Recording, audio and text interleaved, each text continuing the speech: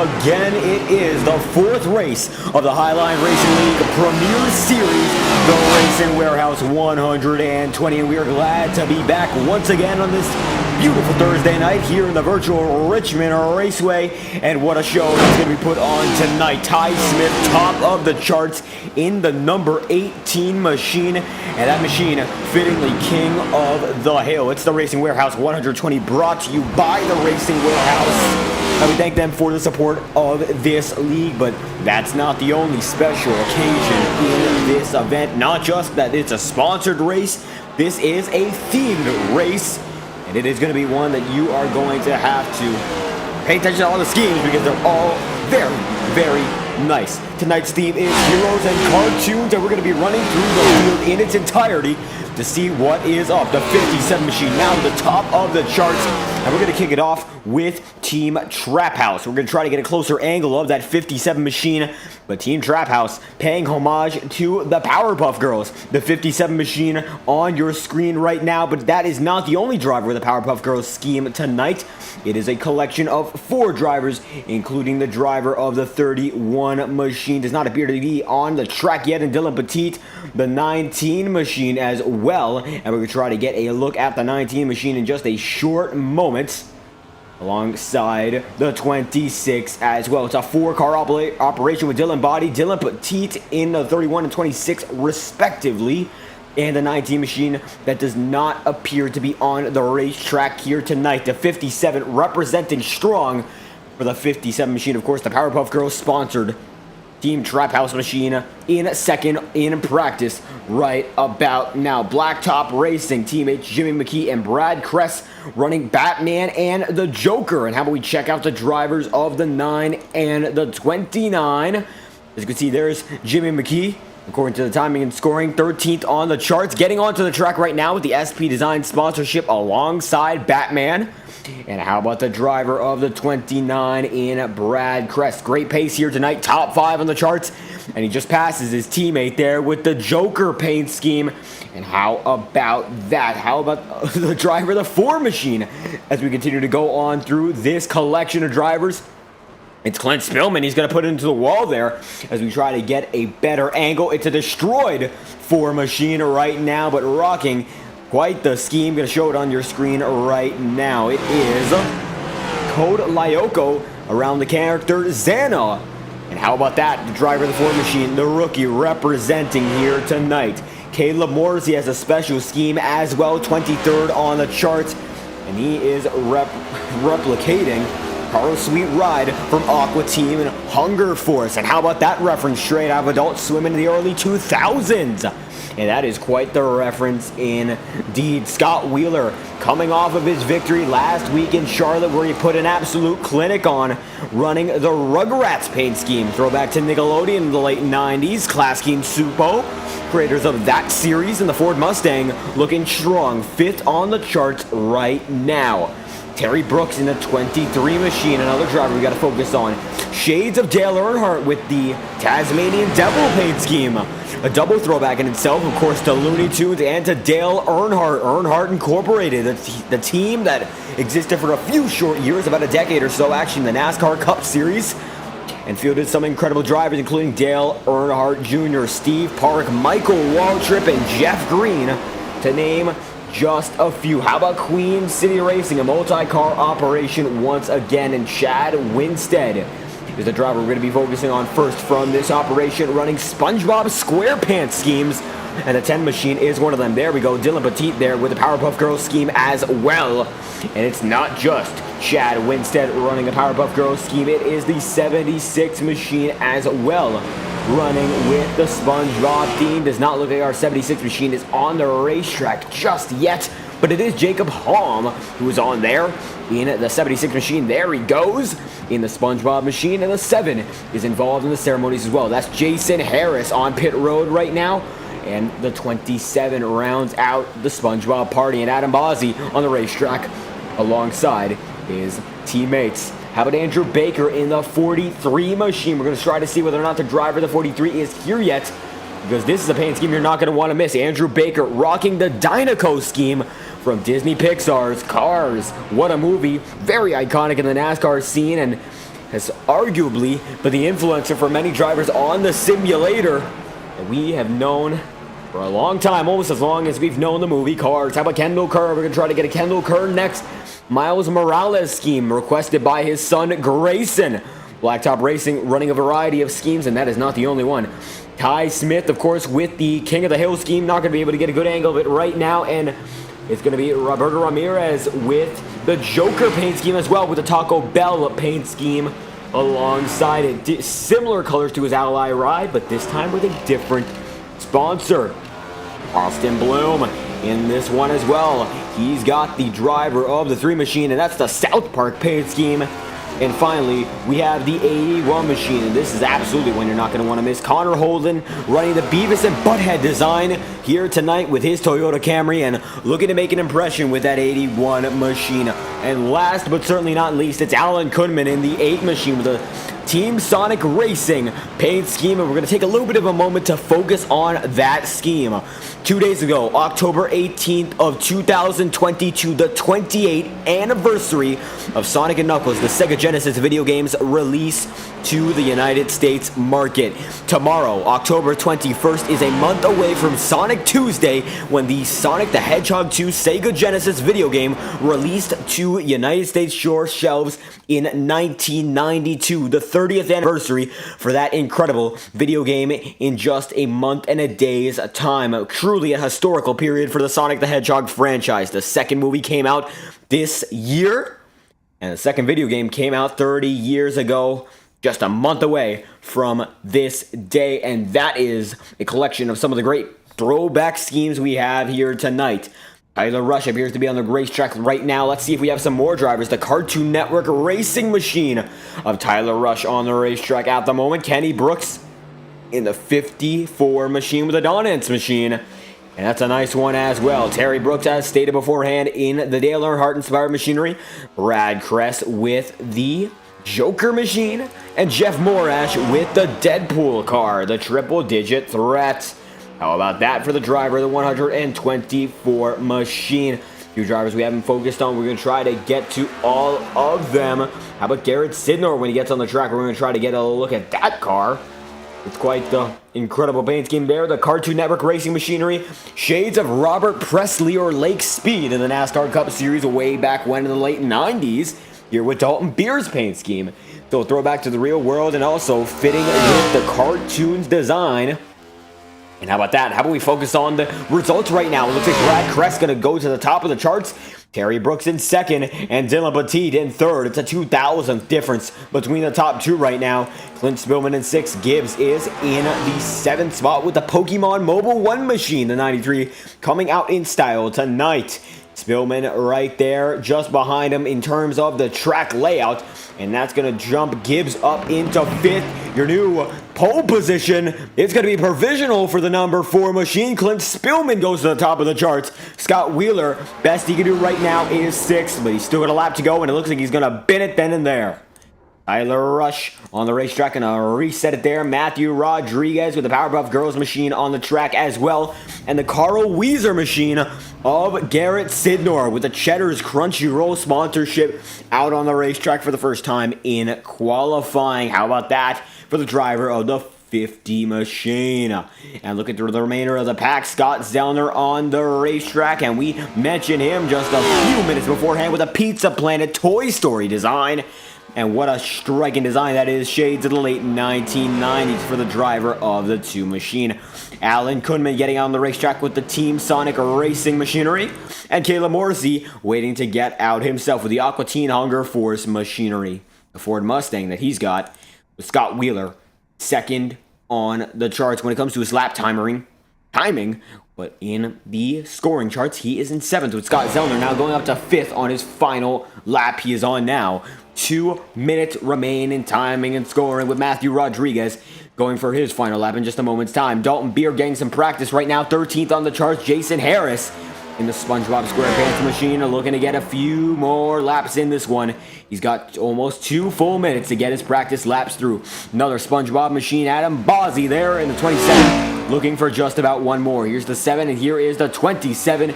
Slight differences all around, but they do make a major impression once you notice them.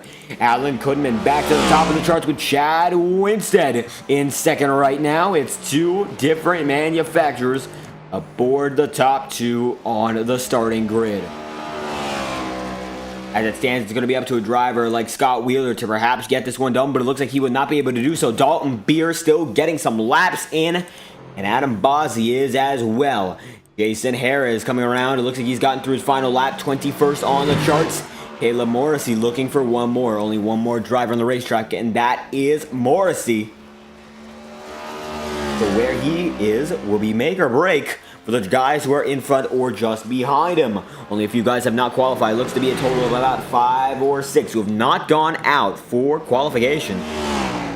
So far, Morrissey, 23.76. Not going to count that one. It looks like according to timing and scoring, he will be riding shotgun on the field. Not good for Morrissey's chances. And it looks like not the best starting position overall. Jason Harris on the racetrack right now getting some practice in.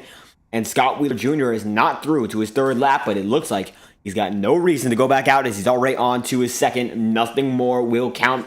Ninth, the best he can do, barring a shock upset by any of the drivers who have not qualified, including Ty Smith, Roberto Ramirez, Jacob Hamm, Andrew Baker, Caleb Morrissey, and Dylan Boddy. This appears to be the way your grid will line up. Alan Goodman is your provisional pole sitter going into tonight's event, the Racing Warehouse 120 themed event. It is Cartoons and Heroes. That is your theme for every paint scheme in this field. Gonna load up your starting grid right now before we get to the action to ensure the best viewing experience possible. Let's get the starting grid up for the first time this season, working it out for the first time in quite some time, bringing back the iconic starting grid that we've been using for several months. We've implemented it with our new timing and scoring system for the first time. As you can see, a majority of the field right now, we are waiting for our pole sitter to load onto the grid. And you can see drivers slowly but surely are loading up. Alan Goodman, your pole sitter, is there, and let's get on to the show. Starting grid time from Richmond. Alan Goodman, top of the charts with a 22.163, with Chad Winstead in second with a 22.269. Then it's going to be Clint Spillman with a 22.315, and Brad Kress in third. No, now in fourth with a 22.332. Rounding out the top five, it's Terry Brooks with a 22.335. What a gap between fourth and fifth, and 0.003 of a second separate your third row. Dylan Petit with a 22.338. Scott Zellner 7th and Kendall Kerr 8th, separated by 0.2 hundredths of a second. And rounding out your top 10, it's Scott Wheeler Jr. and James McKee, 9th and 10th respectively. Justin Gibbs is in 11th with a 22.44, and Austin Bloom, separated by 0.009 of a second, will be starting out in the 12th spot. How about that? Connor Holden in 13th, Matthew Rodriguez in 14th, with the driver of Dalton Beer rounding out your top 15. And that is how it's going to shake up for your top 15 drivers. Shelly Bloom coming into the chat saying, awesome car. Let's go Austin, number 3. And Huck Huck saying he's a big Morrissey guy. And we've got some fans of the Jonestown Jet, as they say, in the chat most weeks. Hopefully, looking for a better run than what we saw last week at Charlotte for Caleb. Colton Gardner is in 16th tonight. He's going to be starting in 16th. Let's see if he works his way up as the race goes on. In 17th, as this grid continues, we're going to be getting on to the next few sets of drivers. But it looks like right now, they are not loading. And we're not sure what is going on with that. Not a lot of guys on the grid right now, but here we go. Everyone's coming off right now, and this is the start of your event. One pace lap as we get to the action, and it looks like we've got a little bit of a lockup from the starting grid. Our apologies, and that's just going to be the way it goes. We're going to be setting that up once again at the conclusion of this event. It's going to be 2 pacing laps. They're going to blink off screen for just a moment as we reset to get our optimized graphics for the racing condition. And this one's going to be led by Alan Goodman. First time we've seen him on the pole position this season, I believe. An incredible pole position lap. He seems to have the pace. He got it done in practice, got it done in qualifying. And this is going to be his one and only chance to get it done for the first lap of the season. We are a quarter of the way through the championship hunt. And how do we show you your point standings before we get to this one? as they show quite the story. Of course, Scott Wheeler putting together quite the season so far. He's leading far and away at the moment. Kendall Kerr in second in the championship hunt. And just behind him, it's Alan Kunman in the third spot, looking to rack up some points tonight and put himself in the championship hunt for certain.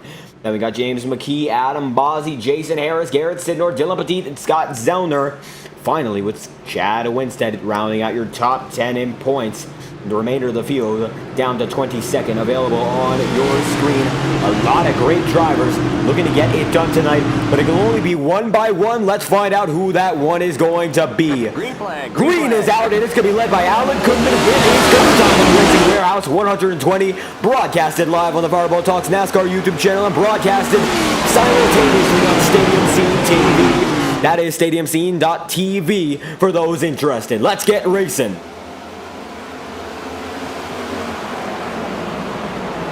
And we are underway for sure. It's a 160 lap race.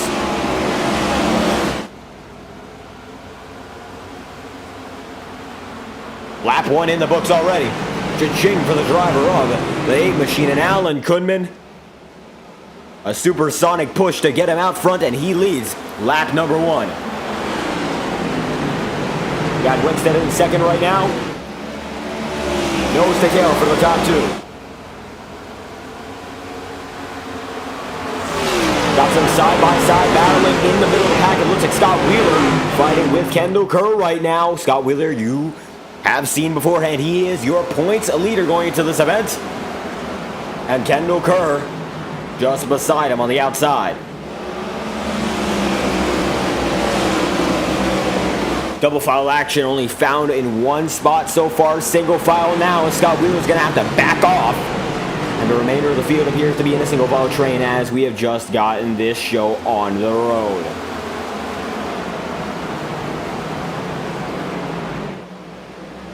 A very strategy-heavy event so far. It looks like everyone's playing it safe on tires, running a single file line, and Chad Winstead has not gotten out of line. He is trailing Alan Kunman as it stands so far. Lap 5 of 160. These guys are pushing to the limit, but it looks like passing going to be a little bit of a challenge as the night gets going.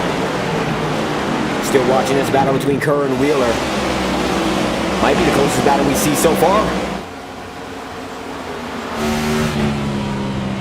And helmet camera, not going to be able to show you much of the action, so we're going to send it to a different angle. You can see how close Wheeler is to the bumper of Kendall Kerr. Might be a pace deficit there for the driver, the 21. These two are top 2 in the point standings, so it's every point for themselves if they're able to make something happen here very early into this race. Going to be crucial to keep it going. Side by side just in front of him. That's going to involve Clint Spillman. And that's Spillman and Terry Brooks. It looks like that time by Brooks gets a little bit of an advantage off the entry in the midpoint. And it's going to be Spillman battling back.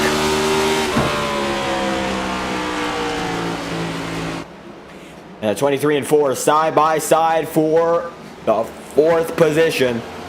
The highest up we see some side by side battling. It looks like Spillman still determined to fight the Brooks machine. But the 23 has it on the entry of the corners. That is not deniable. And this might be the closest battle we've seen in throughout the entirety of the track. Getting a wide angle shot there. Terry Brooks 4th and Clint Spillman is in 5th. The remainder of the field is single file. These two putting on a show very early. Lap 9 at 160. We're going to be heading to lap 10 in just a moment's time. These engines are absolutely roaring, and still Petit's going to move his way up into 6th.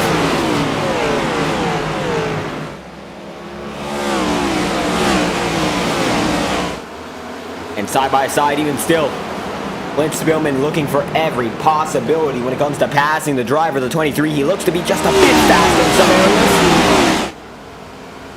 And that time by, he looked to be about a tenth faster. Making his moves. Looks to be the fastest driver on the racetrack, Terry Brooks. And Chad Winstead, new race leader very early into this one. But it looks like the Supersonic Racing already on its way. Now some fun Sonic trivia for the driver in the second position. Sonic R, released in 1996, was meant to be a Formula One racing game. The engine was not scrapped, but the assets were. Only one asset was found from that game. It was a McLaren Formula One machine, and it was rebuilt into Sonic R, and some well-known tracks from that song, including Can You Feel the Sunshine and Supersonic Racing, the headliner song for the Sega Saturn, keeping the feet off the ground. In this case, might just mean keeping it on the pedals for the driver of the 8 machine, as he's currently second. The pineapple that lives under the sea, and that is the SpongeBob SquarePants machine. SpongeBob getting a few references in pop culture as always. We saw a few references to the show in the National League Championship Series, or rather the American League Divisional Series. Bob Costas making a reference to Ron Darling, if you were watching those games, and what a series that was. Yankees in Cleveland. Yankees have made it to the American League Championship Series once again.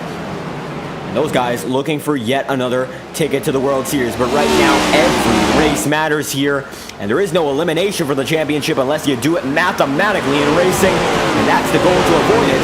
As a driver like Dylan Batik going to make the move there on Clint Spillman. That one's for 4th position. Zellner just behind. Kendall Kerr and Scott Wheeler pushing each other to the limit here. They've been bumper to bumper all race so far. Well, that might not seem like much. It is 15 laps through a 160 lap stint anyway. If they keep it like this, it's going to be a very, very intense race for the both of them, as Wheeler's going to get to the inside for just a moment. Kendall Kerr blocks it off, gets a really good middle, and gets a really good exit. And he's still going to be keeping that ground as best as he can. Side by side, though, is going to be Matthew Rodriguez for just a moment. Now it's Justin Gibbs and Connor Holden, the 81 and the 93. With Gibbs just beside Holden. Holden's got that inside line, and Gibbs by a mile there on the outside line. Might be able to get that run, and yes, he does. Almost clear the 81, but it just seems to be a fight that he won't lose. The driver, the 81, oh, he locks it up. Big move there for Tyler Rush. He's going to get through. 3 wide move for the 72, and he's going to get a position, maybe get 2, but it looks like it's going to be a good recovery for Connor Holden. And a nice job there by Holden. He's only going to lose 1 spot. He's still fighting for that second. It's not lost on him yet. And they're still double file in the middle of the pack right now. 18 laps through 160. The 72 machine going to back it down to the inside line. Once again, all white out for the Cartoon Network racing machine of the 72. And a Cartoon Network machine is just behind him in the Powerpuff Girls machinery, and that is the 57 double Cartoon Network on the inside line. And look at that, side by side. Connor Holden still trying to hold on there. Now, if we're going through trivia for all these franchises, Beavis and Butthead has one very well-known public incident, as we see a little bit of a wiggle there from Kendall Curry still fighting. There was an incident in the height of Beavis and Butthead's popularity, at the very least, where a 4-year-old lit his house on fire following the influence of the TV show and the titular characters. Very, very interesting situation. Might have not been a 4-year-old, but it was a very young child who lit his house on fire as a result of watching the show, and that got them into an awful lot of controversy. And Beavis and Butthead still a very popular figure in pop culture to this day. And you can see he's still relevant as he's fighting with the Matthew Rodriguez machine. Powerpuff Girls, they had a live-action reboot slated for the CW. It was canceled.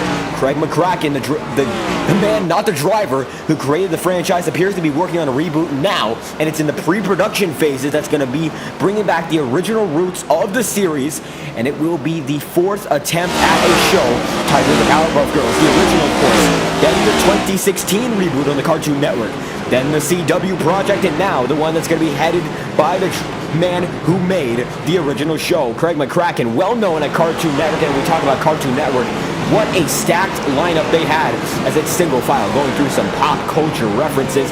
Cartoon Network had quite a lineup. Ed, and Eddie there on the side of the 72 machine. And domination they had on the cartoon market then. The brainchild of Ted Turner, purchasing the rights to Metro Golden Mayer's stash of cartoons, Hanna-Barbera as well, and combining those to create the world's first 24-hour cartoon service. akin to the CNN, which is the first cable news network with 24-hour programming. Ted Turner, an innovator in all-day action on networks, and eventually the later hours of Cartoon Network were slated to become Adult Swim. And Adult Swim is going to lead us to our 20th place driver following the battle between the 7 and the 42, and that is Caleb Morrissey running the Aqua Teen Hunger Force machine as he goes down to the inside on the 7. And Aqua Teen Hunger Force, one of the star-studded shows of the early era of Adult Swim. How about some early shows like, well, let's say Home Movies was one of them, and of course Space Ghost, Coast to Coast, one of them as well. Syndication of Family Guy, very popular in Adult Swim till last year. Very, very well known to be associated with Seth MacFarlane's work way back when. Robot Chicken, one of the well-known shows from Cartoon Network. And a show like, well, there's a lot of them to name. And I'm sure that some of you guys can come up with it, but I'm not too familiar with Adult Swim. But how about Toonami? That would be another very interesting one to reference. Very well known for presenting anime on the channel. And when we speak of anime, it's now the driver of the 81 fighting with Garrett Singer in a Crunchyroll machine. Carl Weezer has taken on a life of his own as an icon in the new world of social media and memes and whatnot. And if you look up Carl Weezer, you'll get a ton of memes. Him singing, him being in certain meme formats, and quite the popular character, maybe the most popular in the Jimmy Neutron franchise to this day, if we're talking about the 50 machine. So just some interesting notes for the driver of the 50 as he goes side by side now with Adam Bossi, and this time it's going to be with Justin Gibbs. Justin Gibbs with the Pokemon machine.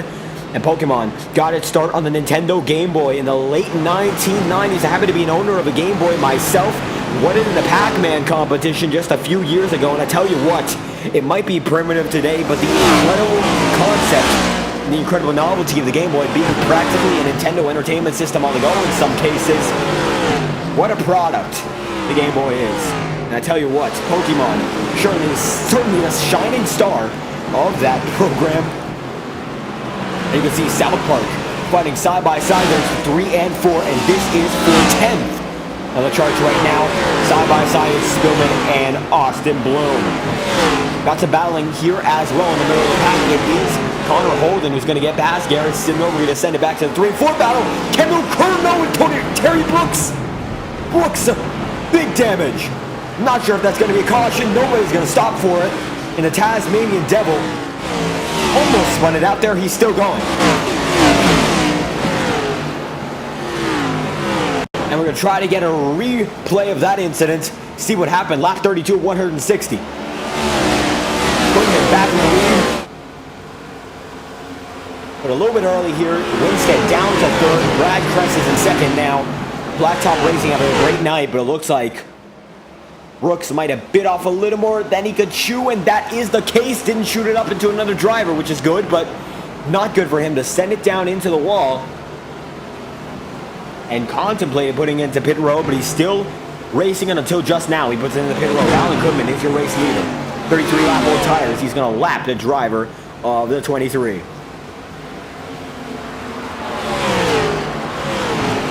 And now the Batman and Joker machine coming up just behind Alan Goodman. It is a 1-2 in terms of teammates. And Blacktop Racing having quite the season right now. The only man foiling their plots, it's Scott Wheeler. It looks like Wheeler right now is stuck in 6th with James McKee. Some intense pressure. And Scott Zellner up to 3rd, looking for career victory number 10. He's 2 places away from getting to that position that he wants to be in. And that position is, of course, position number 1.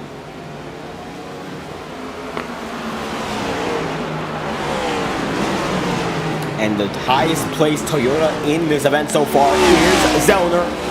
And it's Chevy Camaros taking up 1st and 2nd, 36 laps through on a 160 lap event, led by the driver of the 8 machine with Brad Kress in 2nd and Scott Zellner in 3rd. Chad Winstead is in 4th, and yet another Power Buff Girl machine in the 31 is in 5th. Scott Wheeler in 6th, and James McKee is in 7th with the Batman side of the Batman and Joker paint schemes. It's a 2nd and 7th run for those 2 designs, as it looks like Terry Brooks gets back out onto the racetrack. It looks like they're going to be able to lap him once again. Coming off onto the back straightaway, they're just about a second behind the lap car of the 23. as there's some side-by-side action in the middle of the pack. This is for 6th. Wheeler, McKee's got the inside line, but it looks like the draft's going to go on. McKee's going to have to try and hold on. Whether or not he's able to do so, we're going to find out. And it looks like right now, he's got it. But only just. It's still a big shuffle right now as they go single file, but this time James McKee goes for 5th on Chad Winstead, and it looks like he gets it. 2 passes and 2 laps as Terry Brooks is going to go back down to the pit road. Wheeler and Winstead now. Cartoon versus Nickelodeon. Cartoon Network versus Nickelodeon. My apologies. And it looks like the 97 going to win out for now.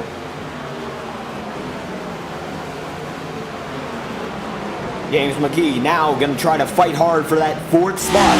Dylan Petit defending it. And how about we ride on board with the driver of the 9 machine and see what he is seeing going through this event at now about a quarter of the distance.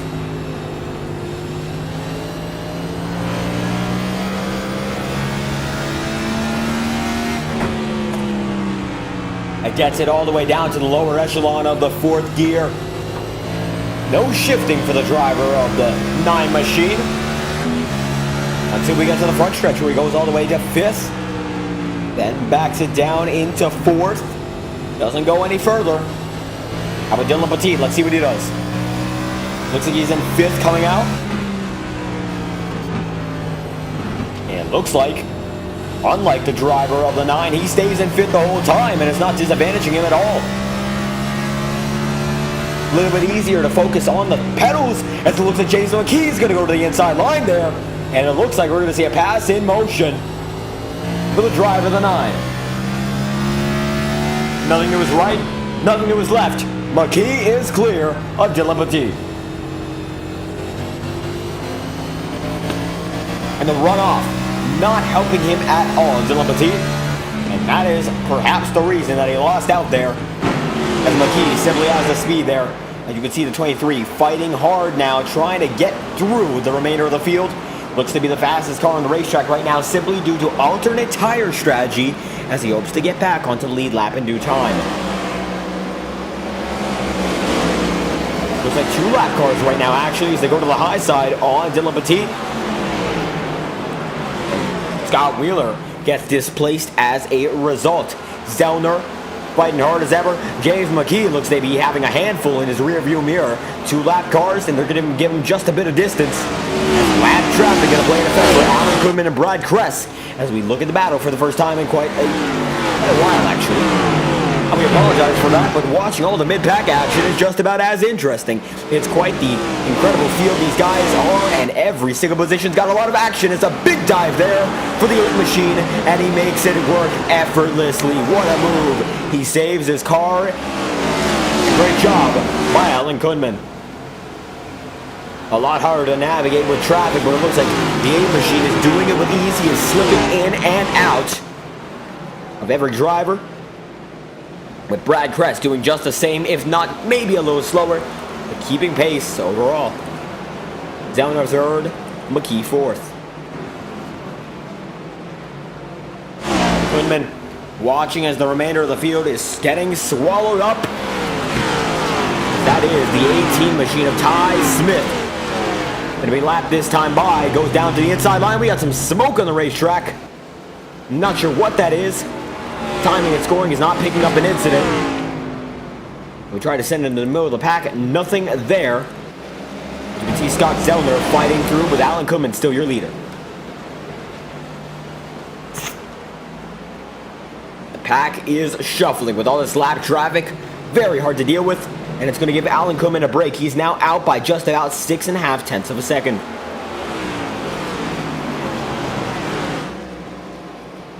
Zellner in 3rd, no pressure from behind. It's going to be James McKee and Dylan Petit still fighting. With Petit now on the high side.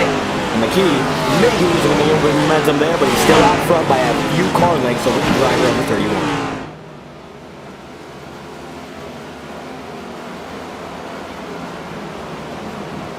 Looking for some side-by-side action on the racetrack right now. Looks like as it stands, The drivers on the lead lap are not side by side with one another. Perhaps the closest battle is here between Chad Winstead and Austin Bloom. It appears to be the case with Kendall Kerr in just about 0.4 of a second ahead of the driver of the 3.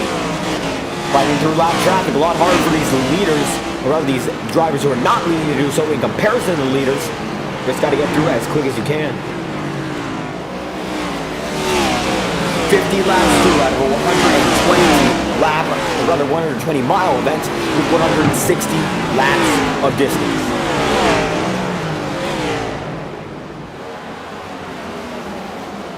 And Scott Wheeler just in front. He is in 6th right now.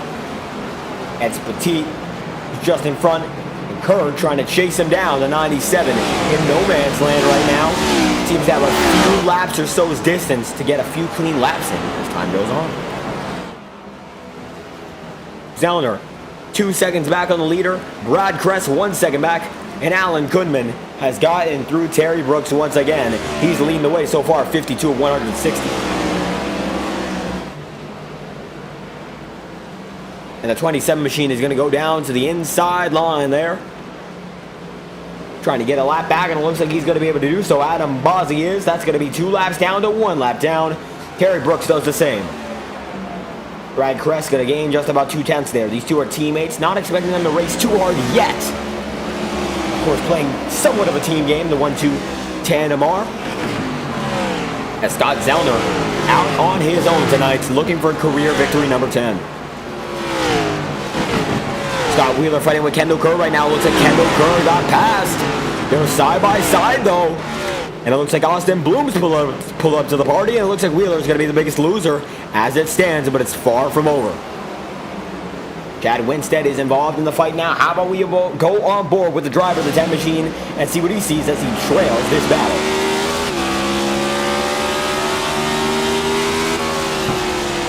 Goes down to the inside on Wheeler, a little squirrely, but he's still going to make it through on the inside. Not clear, but Sterling in the position to pass if he sets it up correctly. Looks like he might have a little more speed that time by. Garrett Sidnor in this battle as well, and he's going to be able to get on the lap sector just in front of the 97 of Wheeler.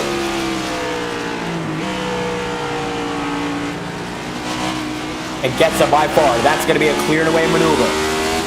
Nice work, Chad Winstead, but not good at all for Scott Wheeler. Made a daring move, and it did not pay off. Side by side, it looks like the driver of the 3 in Austin Bloom has made it by Kendall Kerr. And Garrett Sidnor is looking for Wheeler as well. It may be odd to say this so early, but if this race continued the way it has, and Scott Wheeler finished here in 9th, it would be his worst finish all season. And that is right, a win, a podium, a win for the first 3 races of this season. And now, looking to face a top 10, and that would still be the worst race he's had all year. How about that for the driver of the 97 machine, as Garrett Sidnor just in front with Chad Winstead in 8th. The lead is a second for Alan Kunman. And he's out with no traffic in front of him, lap 58 of 160. And you ought to think now maybe these guys are going to begin to think about strategy. Because so much time remains in this race, as they've gotten through the first almost 60 laps with ease, only a few incidents sprinkled here and there as Roberto Ramirez appears to have gotten on the wall there, just a touch. And not sure what happened there. We already got guys going in, and that looked to be Scott Zellner, or was it? Trying to find out who that was. We do have one down onto pit road already, and that is going to be Justin Gibbs coming onto pit road. 1 lap down according to timing and scoring. 60 laps into the run, yellow flag is out.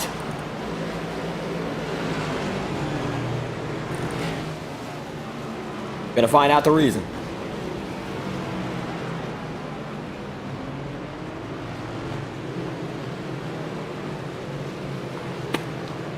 And while not clear to us, we're gonna look and find out.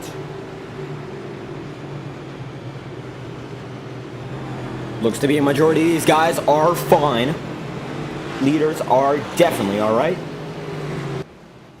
Got Zellner, Alan Kunman, Brad Kress, James McKee. As we did see Ty Smith was going into pit road. Maybe that's what happened. Try to find out here, but we don't think that is the case. Setting into a wide angle. And here we go. Let's try to find out what happened. Nothing there. Looks to be just a little bit too small on the wide angles here tonight. Nonetheless, nothing we can confirm or deny, according to timing and scoring, that has happened on the racetrack. An odd predicament to find ourselves in 62 laps in. That is your first yellow of the night. And we simply can't find it. Every driver appears to be alright. This might just be a stage break, although I don't believe that's the case. Actually, that'd be quite far-fetched. I just don't know what it is. I'm going to keep looking. And Alan Kudman leads the way, lap 62 of 160. A little bit of a blink there, but the field is catching up.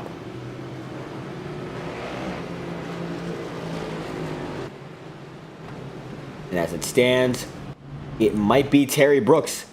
Or it could be Matthew Rodriguez. Let's take a look. But that it isn't.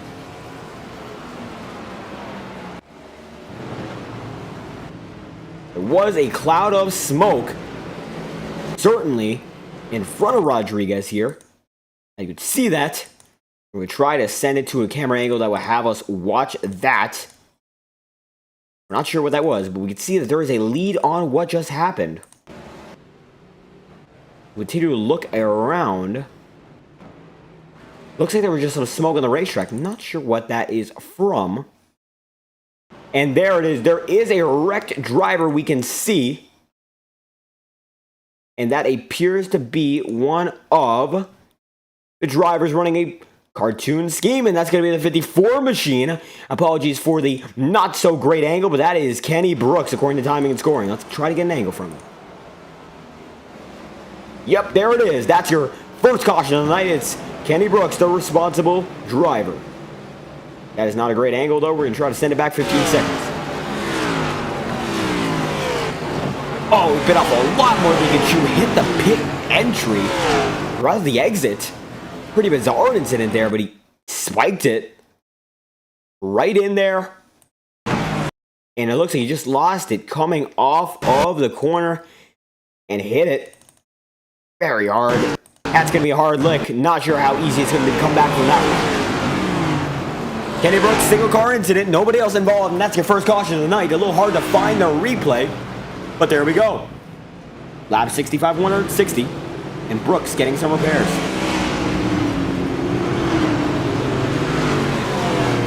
As the field is catching up, it's going to be one lap to green this time by.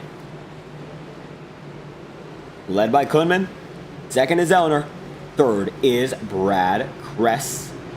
And fourth, it's Dylan Petit. Kudman looking to get it done, and Scott Zellner looking to get it done for the 10th time in his career.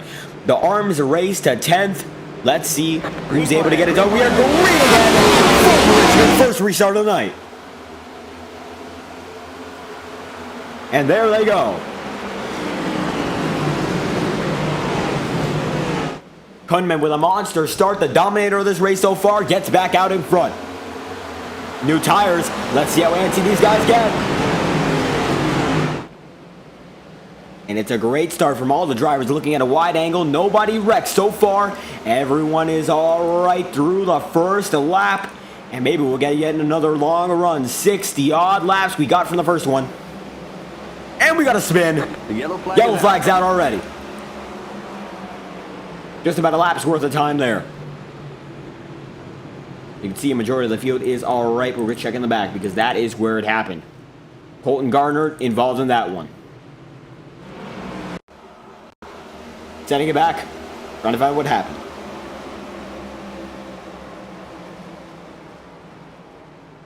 We see the drivers we're trying to look for, but it does not look like they're focused on for some reason. We'll try to find out what I think. There it is, Clint Spillman involved in that one. And that's what we were looking for. The instant replay on the matter, we have found it. And it looks like he immediately is going to be the one that resets it. This is a great angle. And it's Jeff Morash involved. Oh, it looks like he loses it. Gibbs taps him. And Spillman and Rush get each other as well. And they blink out as a result.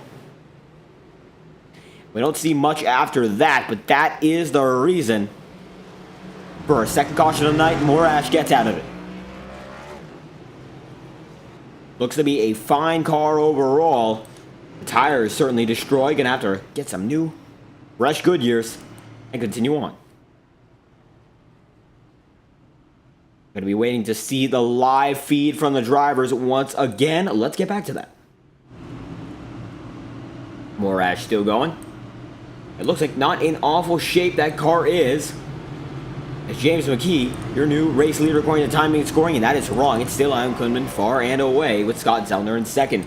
Brad Kress in third, and James McKee is in fourth. In fact, 69 laps through the 160 lap showdown.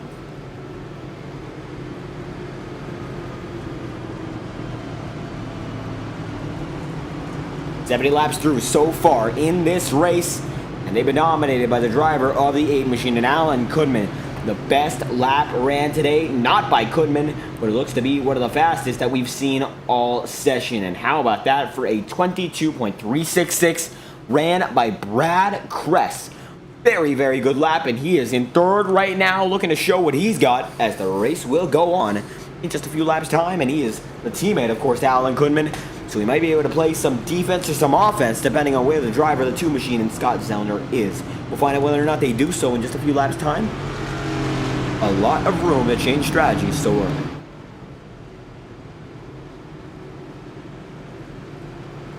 Kunman is still first.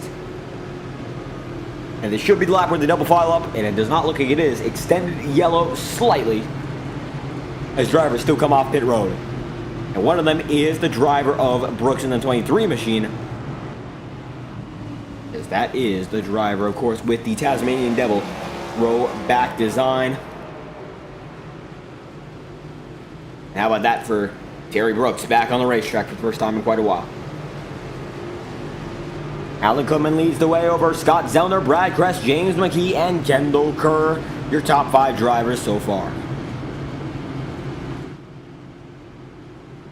71 laps through out of 160 overall. And this is the Racing Warehouse 120. We hope you enjoy the show as Kunman elects to go to the inside line. The choose rule is in effect. We'll try to get a grid camera on that one. For driver choosing low or high. And a lot of guys are just going to choose high. And it's the first time we have caught that one on camera. It's very, very crucial to pick the right lane to start this one out. These restarts are where you will place yourself. Of course, if you place yourself correctly, you'll be able to make a ton of spots up in a very, very short amount of time. It's up to these guys to make it happen. We'll see who's got the capability. Sonic the Hedgehog machine's been leading with a dominating performance so far. 72 laps down, 160.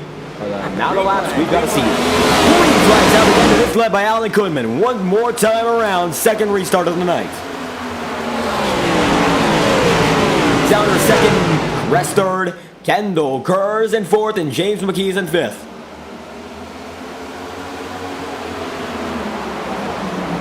Side by side, it's Kerr and McKee.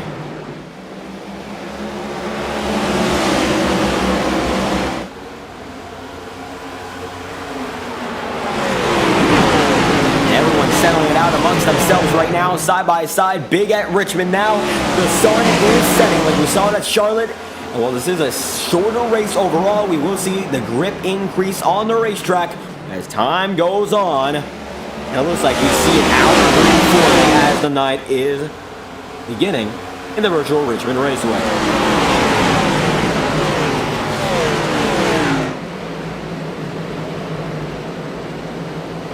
And double file now seems to be the preferred way to go, as Scott Zellner's going to try to dive down to the inside early. And it looks like Alan Kunman makes a preemptive block. Not able to make much happen physically yet, but showing that he is ready to take the moves that the driver of the 2 machine has. Take him to the limit. One more time, because look at that, he's getting much closer. And Kunman might have some real competition here tonight from the driver who's won 9 races in Highline Racing League history. He goes down to the inside. Let's see what he's got stored. Up to the high side. Every driver except for Zellner goes. But Zellner's going to take the lead for the first time tonight, and perhaps we can consider this the first time all season. And he's got Kunman still following. Cautions out. And yet another yellow, unfortunately. Looks like we've gotten to that streak of laps.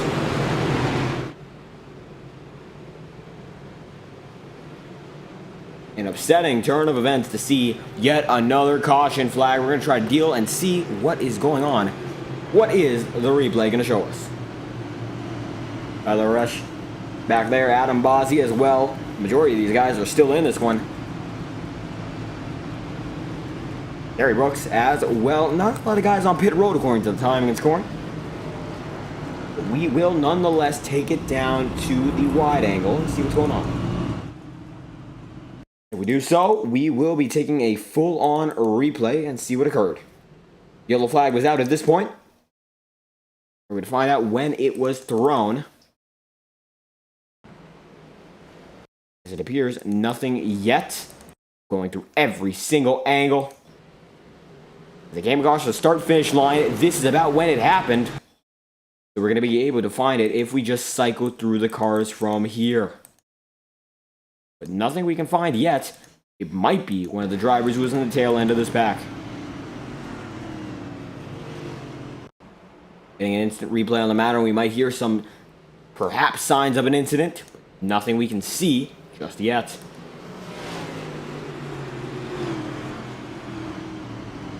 In an odd circumstance where we're not able to see the wreck in motion, we'll try to find out what's going on.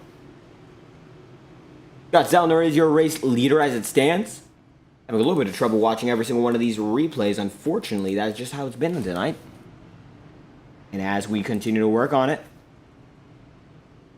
time's going to pass us by until we're able to find out what's going on. Zellner is your race leader. How about that for the driver of the 2 machine, leading for the first time in this season. Lap 80 of 160. Great job for him so far. Let's see if he can continue going as the night is going to get into action.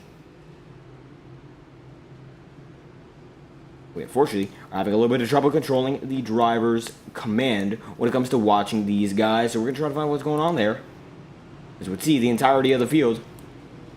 Scott Zellner, of course, being the one setting the pace. 3 machines going to come down to pit road. Only a few drivers there. As Zellner is your race leader.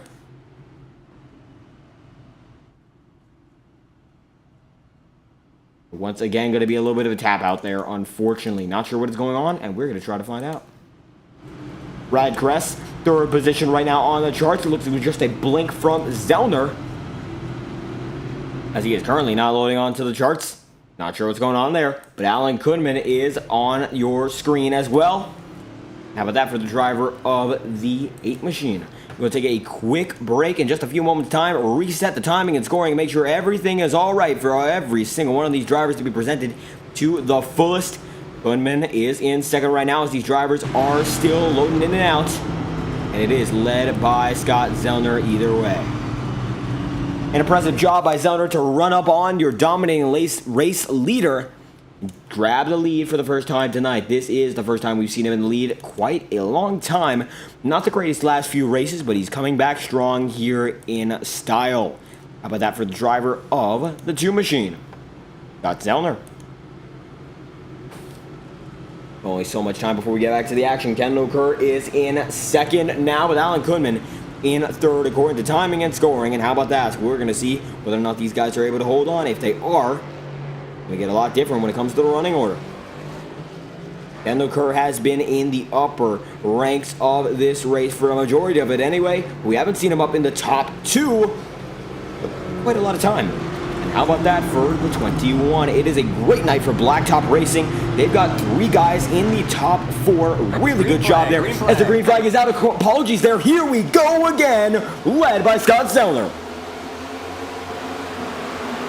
And the Pizza Planet machine is eternally grateful for what happened beforehand. The aliens on the side. He got the lead at the perfect time, and now he is about a car length ahead of Alan Kunman. Kendall Kerr is there as well. How about that? It's going to be very, very close between Kerr and Brad Kress, but they're going to give each other some lenience. Blacktop Racing is racing with one another, and the only man in their way is Scott Zellner right now.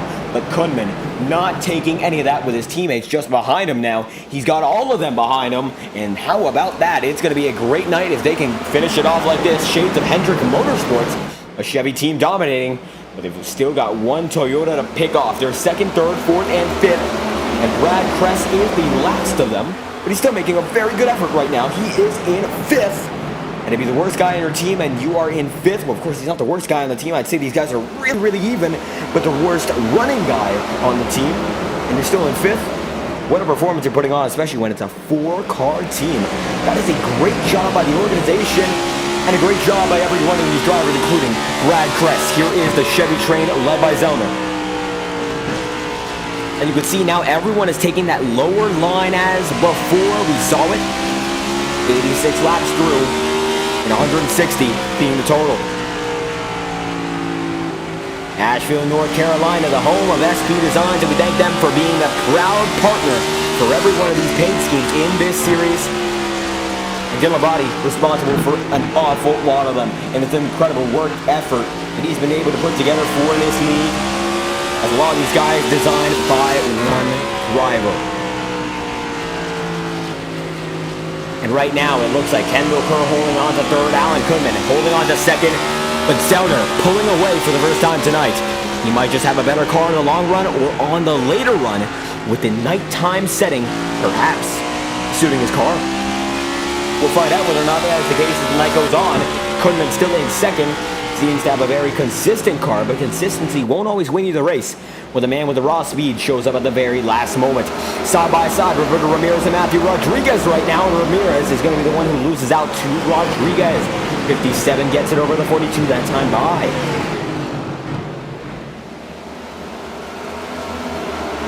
And blazing through the entire pack is the majority of these guys are not double file, but Caleb Morrissey trying to make something happen on Chad Winstead. He's going to roll the middle lane and try to get a run on the high side.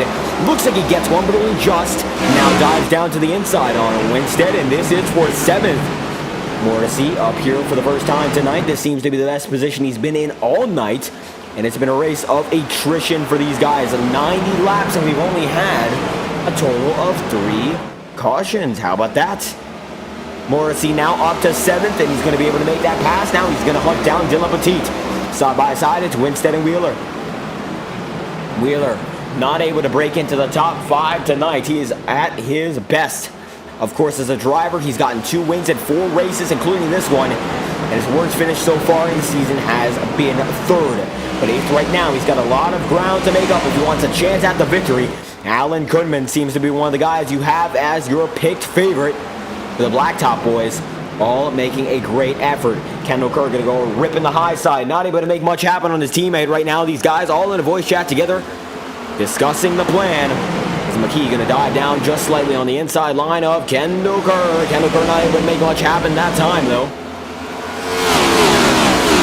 And Scott Zellner leads the way. This could be a historic marker. The 10th career victory for a driver in the Highline Racing League. We have not seen a driver do that ever before. It's been between Curtis Granger and Scott Zellner, and they're both at 9 wins right now. But as it stands, Zellner, number 10, is just about 68.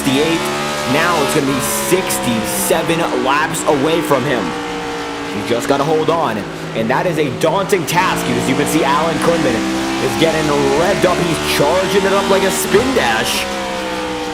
That Team Sonic Racing machine is just behind Zellner. And these guys are running pretty quick despite the fact that their tires are 33 laps old. Their deficit to their all-time fastest laps is only about 0.7 of a second.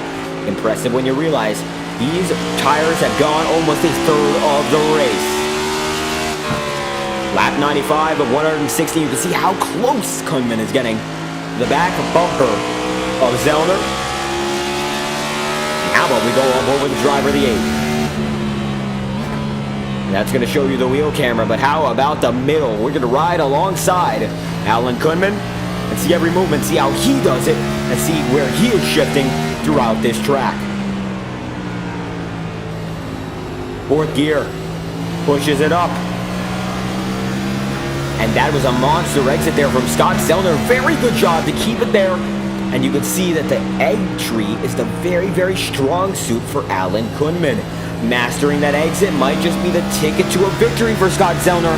Although there's still a lot of time and a lot of pressure for all these drivers to keep up their A game. 97 through a 160, and we're going to be looking throughout the entire field to see if there's a battle. Looks like there was. Garrett Sidnor is still fighting here. The closest battle on the racetrack is the battle for the lead. We're going to be checking throughout the entire field to see what's going on. Make sure we don't miss a beat. Matthew Rodriguez and Chad Winstead appear to be at it right now with the Power Glove Girls machine going on to the inside of Winstead. Rodriguez gets just there, not clear. Winstead is. Into the quarter panel, Rodriguez continues to be. This is make or break for the 10th position to be interchanged. And this is for the 9th spot if Rodriguez can get it over Winstead. Very, very close, side by side, dead even this time. And Rodriguez, a very good lunge in. That might just seal the deal. He is clear. And it's going to be Winstead trying to pick up the pieces after that.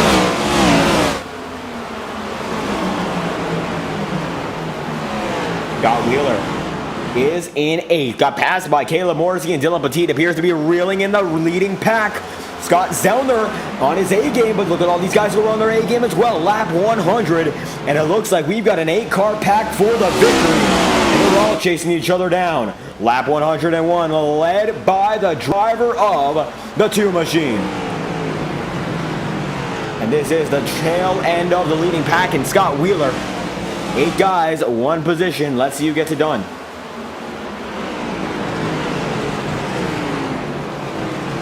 Single file action, but it's getting very, very close between all these guys in 2nd, 3rd, 4th, 5th. Their teammates and Dylan Petit rolling into a party of none because the Camrys are all separated by this Chevy block in the middle of the leading pack. Half of these guys in the top 8 are Chevrolets from one organization. 2 Mustangs at the back and 2 Toyotas are the sandwich. Those who sandwich the Chevys. My apologies. Scott Wheeler in 7th right now, wheeling his way toward Petit. And Caleb Morrissey is the one who rounds out this leading group. Matthew Rodriguez is slowly but surely getting his way into this one. As you can see, his teammate Petit is just a few spots away. I believe that's Blossom, the one that the driver of Petit is running. And Buttercup being ran by Matthew Rodriguez. So when are we going to get Bubbles in the mix? I don't think we're going to see the driver of, I believe, the 19 machine in this one tonight, unfortunately. While it is a shame, what a paint scheme group those 4 have had all night. Team Trap House putting together quite the great looking. Dylan Body coming in saying this is a good race. Once these tires wear out, we will see who is fast. And tires, well, it's been quite a debate whether or not these guys need the tires or if they don't. But I don't think it's necessarily a debate as much as it is a proof of the concept, as we have not seen tires come into the equation just yet. Alan Kunman leading the way over Scott Zellner in the earlier stage of this race, but now it is Scott Zellner leading over Alan Kunman. And Kendall Kerr is in the 21 machine in 3rd. And while the gap is being formed by the top 2 drivers, keeping a great distance, the driver of the 21 is, in case something happens, 106 laps through in this 160 lap event. What a performance being put on by these guys. The best of the best are up front here, and they're putting together a really, really nice showing. Kunman trying to win this one. He's been the dominating car from the early stages, but looks like Scott Zellner just has it in this later section. He's putting it to good use right now. The car is at its best. And as these tires get worn out, it looks to be the fastest driver is that 2 machine. So he just gained about a 10th or so that lap by. Wow, big move there for the 2. Side-by-side alert in the back of the pack. This might be the next battle that goes double file. Eric Sidnor is getting awful close to Roberto Ramirez. How about we watch on board?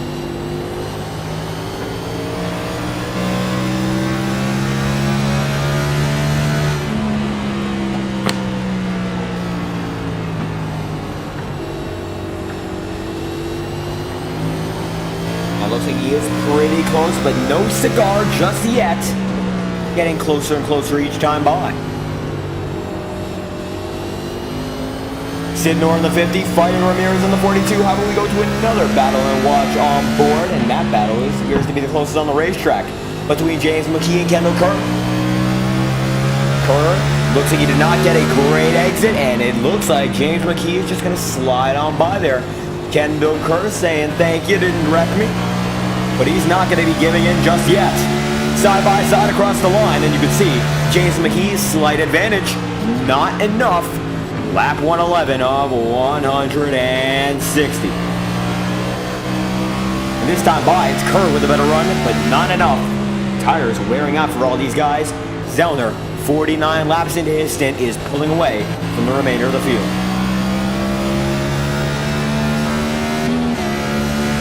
Side by side is in effect. Cautions out Caleb Morrissey. And just a streak of no good luck for Morrissey. How about that? Involved in yet another one. And we'll see what just happened. Oh, he just gets loose off of it. Doesn't look like anyone else was involved there. He was fighting side by side with Rodriguez and Winstead. And Chad Winstead, no contact. Matthew Rodriguez, no contact, but got swirled on a high line and shot right back in. Single car incident, but it's just been no good feeling with Morrissey in that next gen.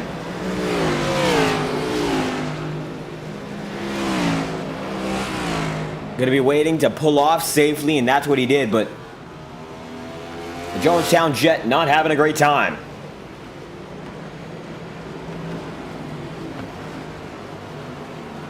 You gotta feel bad. It is a big learning curve. 4 races into a season with a brand new car running these next-gen cars that only appeared in the iRacing service last year. So even if you've been practicing since they came out, this is the first time they're using the racing environment with these guys, and it's a lot different than racing with those, say, in a fixed lobby or Carburetor Cup, which is another iRacing series that operates with those guys, and as a result, a very different look for all these guys. Alan Kunman going to be getting off of pit road. Scott Zellner is going to get by as well. Saving grace, Kunman just a spot behind Zellner, and that will leave us with just about a 47-lap run to the end of the race if we get that one. And if we do, that's just about enough time for Kunman to keep those tires in a new condition, as we saw until about the 35, 37, 38 mark, just falling off. And we're going to have a few extra laps of caution. As stated beforehand, it is a extended caution, just slightly. And as a result, we might see a perfect circumstance with one man and one man only, and that is going to be the driver of the 80 in Alan Kunman. Clint Spillman is your leader right now, and looks to be on alternate strategy. His tires are 36 laps old, so not going to be able to make the cut against these guys. He was running a lot slower toward the tail end of his run, just about a second off of the absolute best these guys can do. So he's going to certainly just be picking up some extra points and then resetting his strategy to pick off just a few more guys as the championship hunt progresses. Scott Wheeler might have been bailed out as well. He's just behind Kendall Kerr now. Looks like the Blacktop Racing dynasty not over yet. They came out 3rd through 6th. Of course, Clint Spillman is your leader on old tires. Not sure if they're going to force him to go to the back of the pack, given the fact he did not pit for tires. We'll see whether or not that is a thing that this league does with their guys who need that. As we still have some drivers looking for some laps back, including Ty Smith and Tyler Rush in the King of the Hill and Cartoon Network machines, respectively. Ed and Eddie on the hood there for the 72. And with 116 laps completed, you gotta think this could be history for Scott Zellner in the Highline Racing League HighPoint Premiere Series. The Racing Warehouse 120 might be the 10th victory in Zellner's illustrious career in this league. As he goes up to the high side, coming getting the inside line there. And if he does do that, he breaks a barrier that no driver has been able to break so far. Winners in this series, you might know them, you might not. We're going to go through a list of some of the all-time best. Curtis Granger and Scott Zellner currently tied for 9 wins right now. Jackson Hartman is with 8. Casey Heschel has 7. Ryan Williams, James McKee, and Caleb Morrissey have 5. Scott Wheeler is now up to 5. The timing and scoring, or the standings, say 4. And Ken Nakura has 4 as well. Patrick Green, GJ Stagner, Alan Kuhlman, Roberto Ramirez, Brody Garner, Connor Holden, Austin Bloom, and Tyler Snyder have 1 as well. Corey Blevins, Chase Briscoe of NASCAR fame, Carl Faust, Matt Levin, and Dylan Turner, John Peterson have 1 as well. But it looks like one man's going to be the one who gets it all done, and that's the driver, Zellner. He's got the most wins. Will he be able to get to 10? Green again, as stated beforehand, and here we go. And Kuhlman uses him as a pick, and there he goes. The 8 machine gets it done perfectly, and Spillman's gonna spill his way into the party. And Kuhlman, perfect work there. Uses that inside line in spite of the fact he was blocked. Oh! Kuhlman's gonna save it! But barely! Oh, we gotta spin it, Sidnor. The Yellow flag's out. Minor contact. And what a turn of events. From saving it from the lead and maybe minor contact, Garrett Sidnor definitely gets the worst of it. Let's find out what just happened. Takes the lead, picks off Clint Spillman like nothing. Might have bit off him more than that was possible. And skids it all the way up the racetrack. And gets into Winstead almost, and Sidnor spins as a response. And I do think that the damage is minor enough that might have just been the better decision. We're going to try to find out what just happened, of course. It'll be a little bit harder to tell. As it stands to 50 back on the racetrack. As we try to see what happened. And this is another point where the driver, the 8, and Kuhlman took the lead. Lap 121 of 160 we are at right now. And he gets to the inside of Winstead. Winstead double file. Oh, he must have maybe thought he got hit. Rushes up with the front of the wall. I'm not sure that's netcode either. That's a very close call. Oh, like, no, that was not netcode in the slightest. Just looks like a self-spin there, and maybe he avoided contact doing that, but he still gets contact with the wall at about 10-15 miles an hour. Not good either way. Avoiding catastrophe, but certainly not the best outcome. Alan Kuhlman is down to 7th now. And it's going to be a hard ask for him to get all the way back up. An incredibly competitive field. Now with so little time left, lowest Kuhlman is Ryan, is 3rd all race. He's in 7th. He's got to dig everything he's got out of that car if he wants a chance. Scott Zellner is your race leader. And since we're under caution, we are going to take a quick break. Hope you enjoyed this presentation of Fireball Talks Nonstop, our advertising segment. We'll be back with the action, and you'll still see the action on your screen. You won't miss a thing. That's the way we go here. You're never going to miss a second of the action, live on FTN.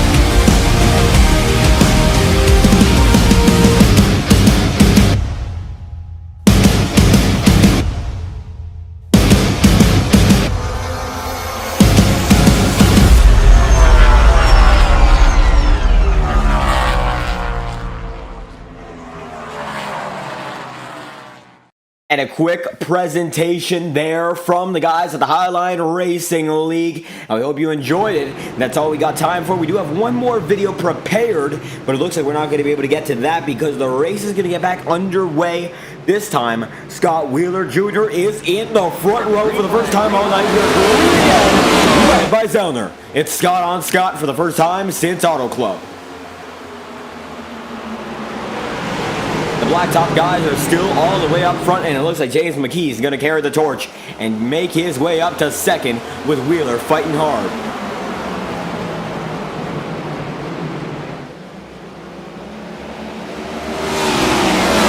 The leader still Zellner.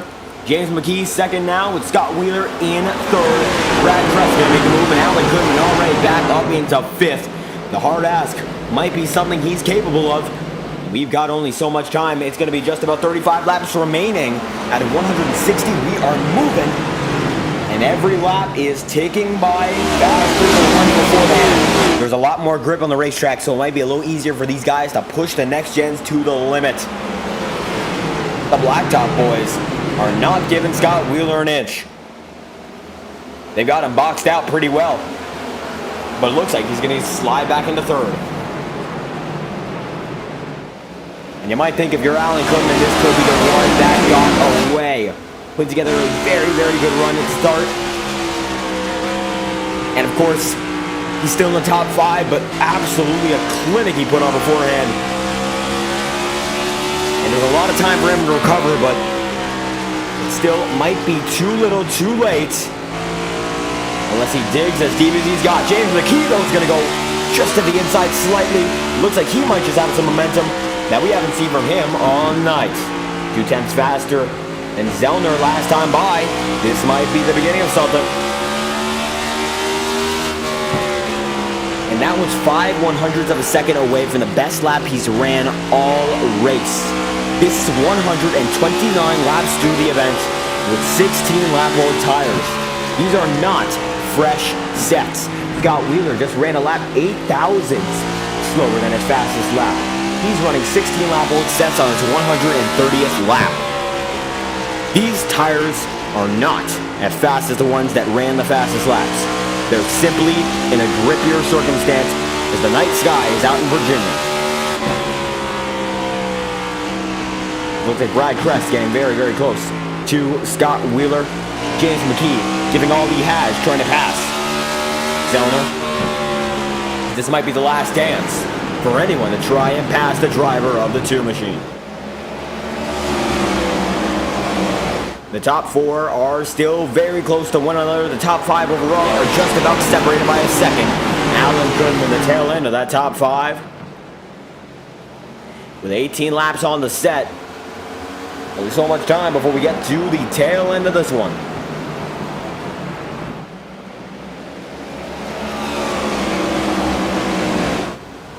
Zellner, what about this performance? I don't think going into this race you would have predicted that he would be the one you're looking out for the victory, and you would say Scott Wheeler. Wheeler is up to third. This is the highest position he's ran in all night, as Brad Crest is going to watch as Alan Goodman makes the move on him for fourth.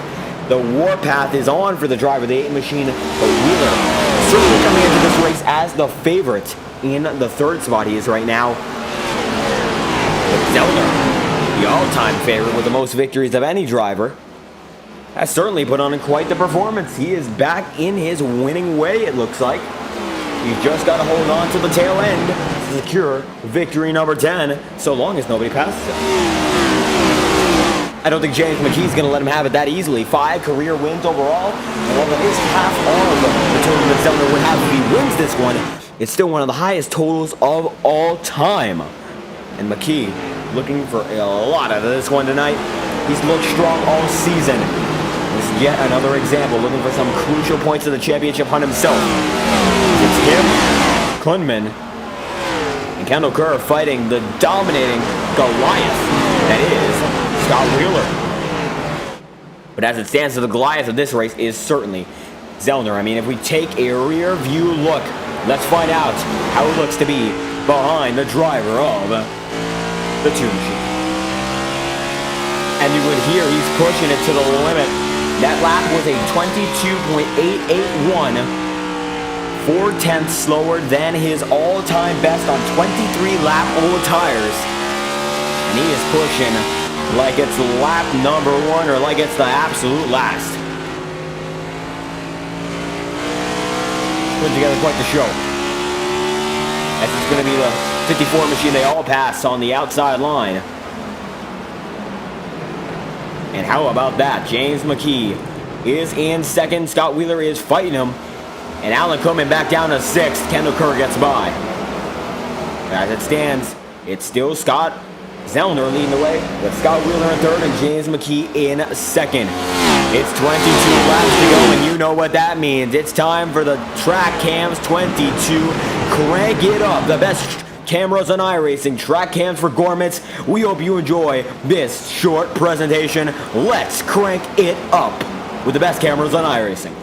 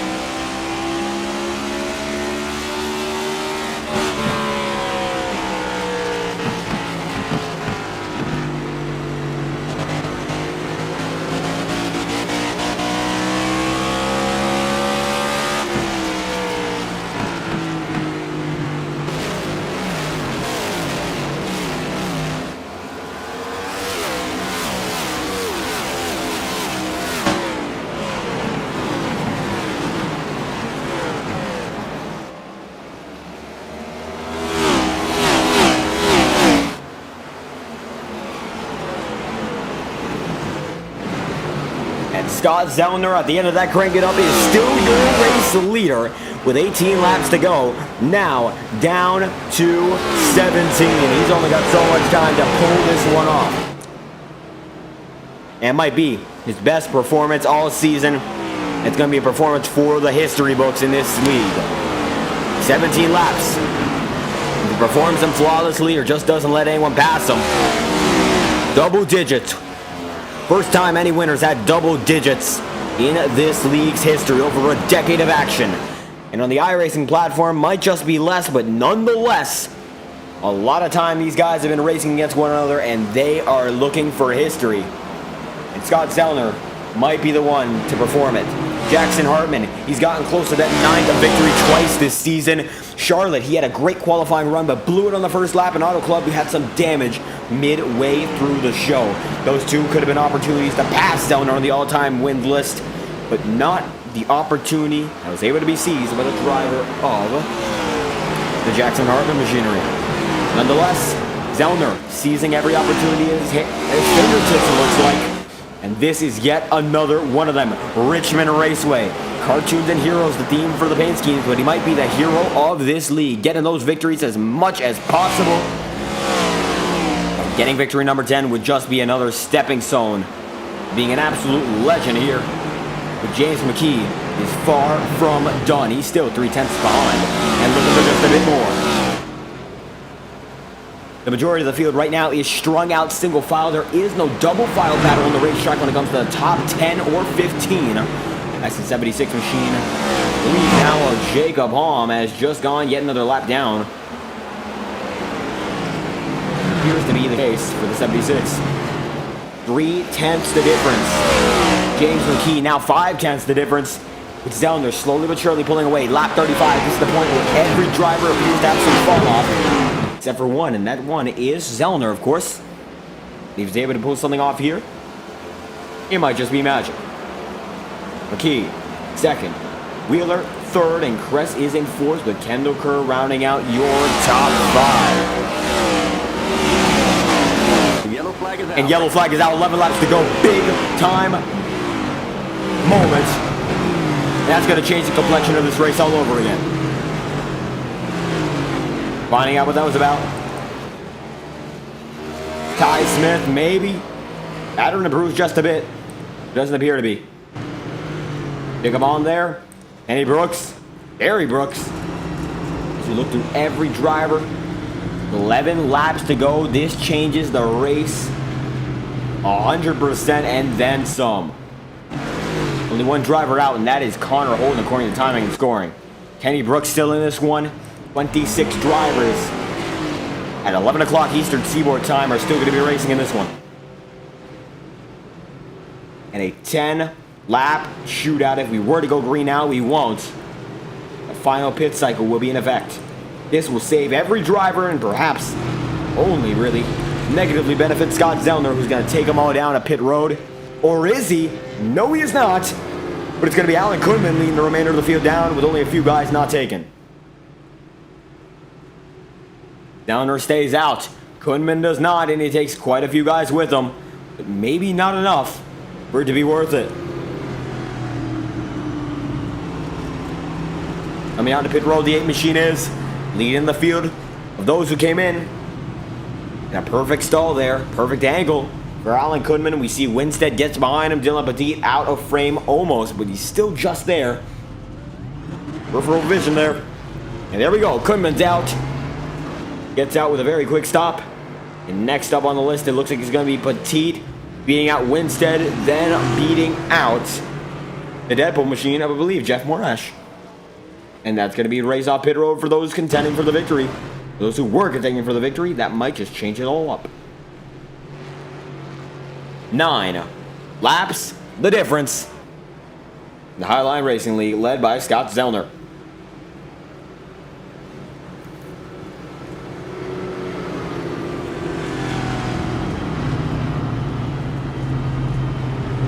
James McKee in second, Wheeler in third, Brad Kress is in fourth. Matthew Rodriguez is in the 6th spot, and this re-rack has changed it all up.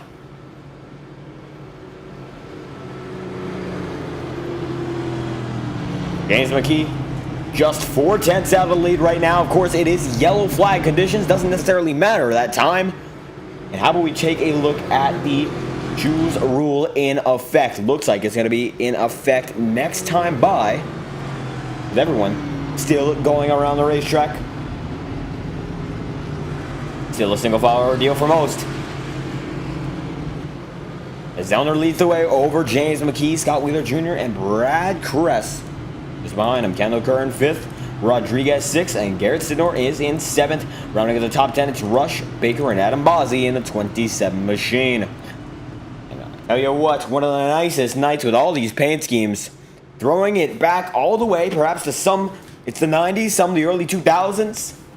And nonetheless, an incredible group of paint schemes for an incredible group of drivers. And we hope you enjoy this presentation as we're coming to the final stages of this showing.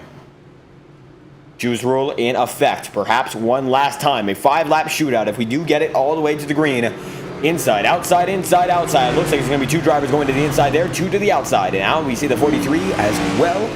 Kuhlman goes to the inside, Petit to the outside. Winstead to the inside, so does Morash go. And that is going to conclude your choose rule procedure. Looks like everyone's going to make it. And they all don't hit anything. I believe that the rule is if you're at the middle of the racetrack by the start-finish line, you will be sent to the back of the grid. If you do appeal the penalty, there may be further repercussions in the case that you are entirely incorrect. The admin team will take care of that post-race. As of now, doesn't look like anyone has violated that rule. We'll find out post-race and get a post-race report whether or not that is the case. 5 laps, the difference. The pace car is underway. We are led again by Scott Zellner. Green flag is out. Great start for the driver of the 2. And he gets down to the inside line once again. Here he goes. Zellner leading over Wheeler. Yellow flag's out once again. Surely something happened in the middle of the pack. Jason Harris appears to be involved, and yes, he is. This is a big one. Try to get a replay on this one in its entirety. Getting a wider angle. Coming to the green. Let's find out what happened. This is going to send us to our one and only green-white checker. The race may under caution because of this.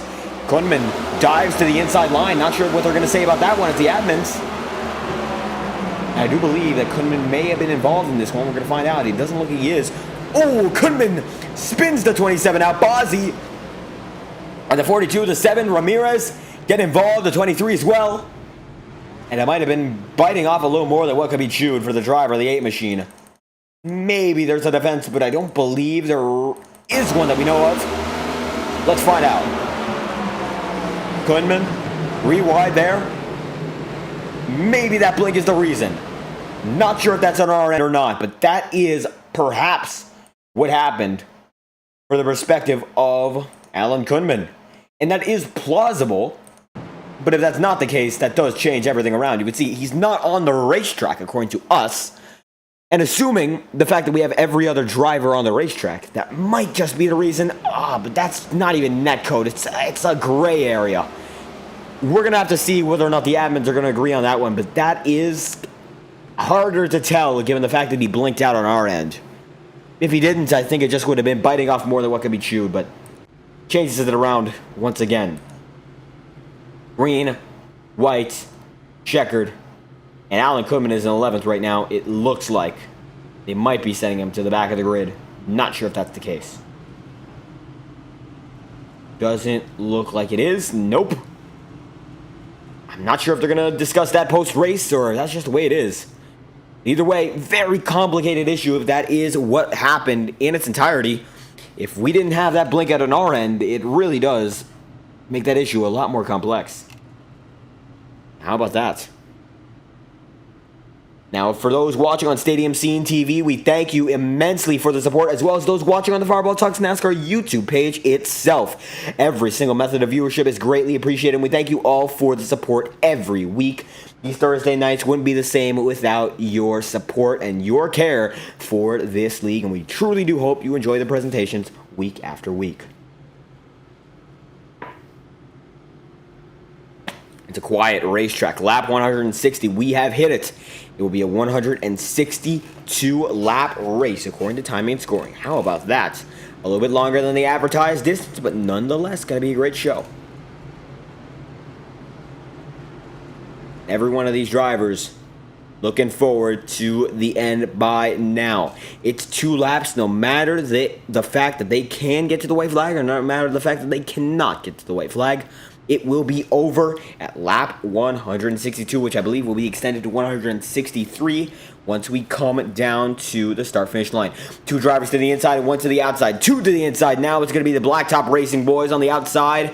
And the 2 drivers fighting for history here. Scott Wheeler looking for back-to-back wins, and Scott Zellner looking for his 10th win overall. Looks like this is the way it's going to stack up. Kendall Kerr on the inside line as well. Zellner, 2 laps to hold on for what might be a record-breaking victory. Smashing the tie and putting himself into the Highline Racing League history books with 10 victories. And the first to get to the double-digit mark in the next-gen era. Double file, one last time. Pace car down and out in this event. And here we go. For the final time, we are green from Richmond. And Zellner's going to get a great start there. 3 wide. Now it looks at almost 4 wide. The back of the racetrack. Zellner leads it. Wheeler in second. James McKee is in third. Everyone's gotten through so far. Last dance material. Wheeler fighting as hard as he can right now. You can see that Zellner just in front. And this is the moment we were waiting for. 1 lap to go. Goes down to the inside. Might go for a lunge. Nothing comes over it yet. No rotation there. Might be able to get an exit, but he does not there. And that might be the game changer. He's got 1 on his inside now. This is for second. James McKee gets up to second. It looks like he's going to do it there, but it looks like Scott Zellner, win number 10. The absolute king of the victories in this series, and he gets it done at Richmond. Win number 10, the double digits, they've been hit at the Racing Warehouse 120, Richmond Raceway, the home of Highline history. Here comes the king of the victory, Scott Zellner himself. And this one's gonna feel that much sweeter after the start of the season he's had.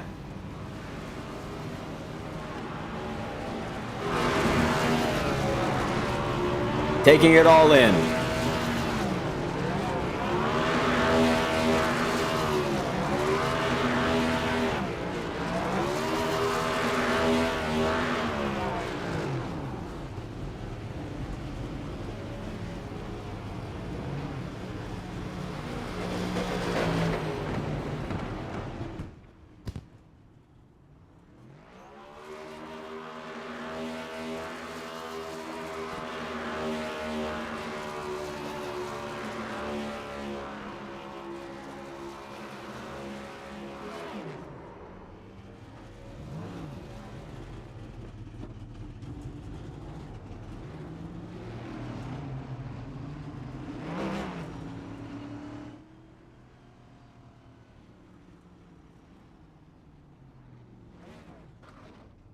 And coming down into Richmond Raceway Victory Circle. How about that for the driver who's won them all and then some? Win number 10. What a night for the driver of the two machine. What can we see except this one puts you into the history books for this league. Win number 10, the double digits club. It's got one member, and it's you, Scott Zellner. How are you feeling after that one? Let's go. That was awesome. Definitely not a track that I thought I was going to win at.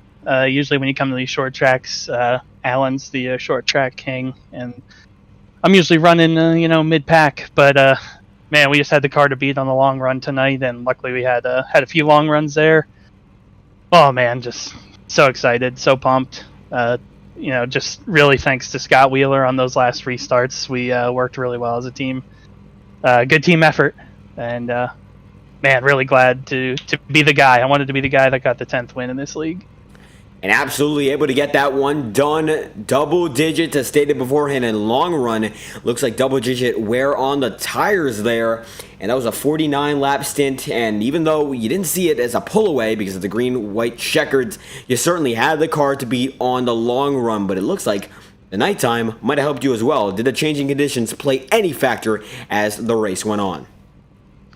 Yeah, you could tell that the track got a little cooler, got a little bit more grip in it. But yeah, it was all about just managing your tires. Definitely don't think I had a whole lot of short run speed, but kept the tires underneath me, and that clean air is king. No matter what you're driving, no matter what the racetrack is. So really glad that we got up front, and yeah, just super excited, really happy. How about all these awesome paint schemes, all these cartoon and superhero theme. Really good job put on by this league.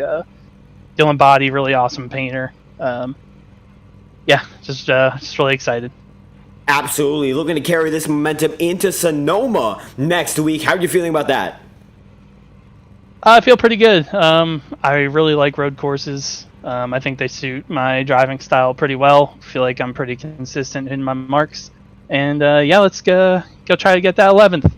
Looking for win number 11 indeed. Now, any final thoughts before we leave this one off? Making new records and blazing a new path, so I'm sure you've got stuff to say. Yeah, I just want to thank everybody that puts this together. Toby, Kendall, all the guys. Want to thank my teammates, Scott Wheeler, Austin Bloom, Caleb Morrissey. Those guys really make showing up every week worth it. Really good group chemistry. I want to thank you guys for putting on the broadcast. Really happy to have you back. Yeah, that's it. Let's go get us another one. Absolutely looking to chase some more down after becoming the first driver to get those double digits. How about that? Scott Zellner paving the way towards even more. How about it? Thank you for your time. Thank you. There we go. How about we got a driver who finished second tonight, and that is the driver of the 9 machine in James McKee. How are you feeling after tonight's run? Heartbroken. I didn't want that second to last caution to come out. I thought I was getting a good run on Scott there. Well, absolutely seemed to be very close at the tail end, and strategy seemed to fall in your favor the way it fell into Scott's favor until the tail end there. So what were the adjustments or what were the strategy calls he made to get up there toward the very, very late portion of this race? I don't know. To get up to second or third at least, I was just able to save my tires during those long runs when we had them, and then those short runs kind of, well, not the short runs, but the restarts kind of screwed me. I shouldn't have chose the high lane that second to last time, just because I knew I was going to get snookered because Scott and Scott are both teammates, so I knew they were going to tell each other when they were going to go, and sure enough, I shot my own self in the foot and got freight trained. So, but we live and learn. At least we were able to come back up and get second. Absolutely a hard fight all night for the podium spots, and it looks like you were able to pull away from Scott Wheeler there and get some crucial championship points. Extended race here tonight, 164 laps. I believe that's the maximum distance it could have gone with that 2-lap sprint. Now, next week, it is not going to be a laps race, as far as I'm aware. It's going to be a 1-hour timed race at Sonoma. Very different. How are your thoughts going into that one? I'll let you know in about a week from now if I'm still talking to you.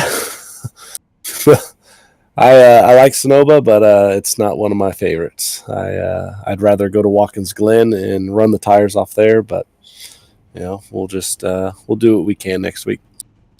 Absolutely looking to do something next week, as you have gotten this runner-up finish here tonight. Looking to put some more consistent results into motion. Driver of the 9 machine, James McKee. Any final thoughts before we leave this one off? I just want to thank you all for the broadcast. Dylan Body for making a badass paint scheme this week with the Batman on there, and SP Designs and Scott and those guys. Just appreciate them. Appreciate all the paint schemes and whatnot they're making us. And yeah, that's it. Appreciate it. Absolutely. Thank you for your time. Runner-up tonight, James McKee. There we go, and we're going to be bringing it to the driver of the 2 machine. Rather than the 97 machine, the 2 machines teammate. Listen, we had a little bit of a mistake there. It is Scott Wheeler. We're going to be getting our final interview from here tonight. And this is, once again, a podium. And still, wow, what a performance once again. Not the victory, which I'm sure you were hoping for, but still keeping it very consistent. Can you run us through your thoughts on this one? Yeah, I'm just happy to have a good finish. I wasn't very confident and wasn't feeling the greatest about it halfway through the race, but just glad Scott could get a win. He had helped me out at Auto Club, so it was nice to be able to return the favor and just keep that consistency streak. Absolutely, keeping the consistency streak, and it seems as the night went on, your car came to life. Were there any adjustments in strategy you made over the time that got you up there? A difference in driving. I was driving it too aggressively, I think, in the first run. I made some changes on the brake bias, and then kind of eased back a little bit, and I was able to keep pace and have a much better drive off the corners. Just didn't feel as much of an out of control sense as what it felt before. So just some small minor things. I'm still getting a hang of the cars. Really, that's kind of how all of us are right now. Especially on a short track, they handle so much differently. But yeah, just some minor things, and it ultimately turned out pretty well. Turned out pretty well indeed. Yet another very consistent finish, and we have gone to all ovals this season thus far. Next week, we're going to be changing that, going into Sonoma, an hour timed event. How are you feeling going into that one, and do you think the consistency can keep up? Typically I'm pretty good with road courses. I like them. I enjoy them for the most part. I haven't run many laps at Sonoma, so it'll be challenging. It's definitely more of a technical track than it is speed. But if all goes well, hopefully we can keep that streak alive and just keep making progress towards the championship. Absolutely, and you're still the championship points leader coming out of this one, and you're putting together a very, very strong case for the title. Any final thoughts before we leave this one off? I just want to thank you guys for putting on this broadcast every week. It's a great production. I enjoy watching it back the next day. I want to thank my teammates. I'm super happy to have Scott grab a win keeping the streak alive for the team 2 weeks in a row. Kendall and Toby do a great job keeping this league running. The attendance has been great. The racing was great tonight. In the past, we've had some trouble with short tracks, but everybody raced it pretty well. So thanks for everybody watching, and we'll move on next week. Absolutely. Moving on to next week, and yet another very, very consistent result from Scott Wheeler, looking to get yet another title under his belt. Thank you for your time. Thank you. There we go. That is your podium procedure for the night, and we're going to be going to our race results, working on it as a suggestion from these drivers. And you know what? We had to go for it, and that is what we did. We're going to load up your timing and scoring to show your race results.